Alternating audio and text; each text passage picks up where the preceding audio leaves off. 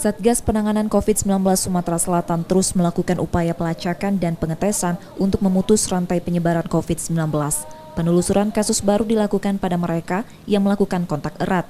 Namun kini, sesuai pedoman terbaru Kementerian Kesehatan, pengetesan dengan tes usap atau PCR hanya dilakukan pada mereka yang kontak erat dan menunjukkan gejala terpapar COVID-19, batuk atau sakit tenggorokan. Tes usap tidak dilakukan pada yang tidak menunjukkan gejala, meski merupakan kontak erat kasus positif. Mereka hanya diharuskan menjalani karantina mandiri di rumah selama 14 hari. Menurut Satgas COVID-19 Sumsel, terbatasnya pelaksanaan tes usap tersebut juga didasari pertimbangan keterbatasan bahan reagen dan sumber daya. Satgas tidak menggelar tes usap massal untuk upaya pelacakan kasus, namun jika dibutuhkan, tes cepat atau rapid test akan dilakukan untuk melacak kasus dalam komunitas terbatas. Bila tes cepat menunjukkan reaktif, akan berlanjut ke tes usap.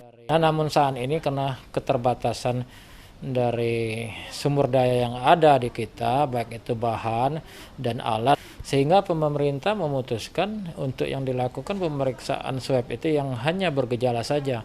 Jadi untuk orang yang tidak ada gejala walaupun mempunyai riwayat kontak, tidak perlu dilakukan pemeriksaan spesimen dan cukup karantina selama 14 hari. Dan apabila sudah karantina selama 14 hari, maka orang itu tidak ada gejala yang dipantau terus setiap hari, tidak timbul gejala, maka orang tersebut diyakini tidak tertular, dan walaupun dia terinfeksi atau tertular penyakit, dia dikatakan sudah tidak mempunyai kemampuan lagi untuk menularkan kepada orang lain.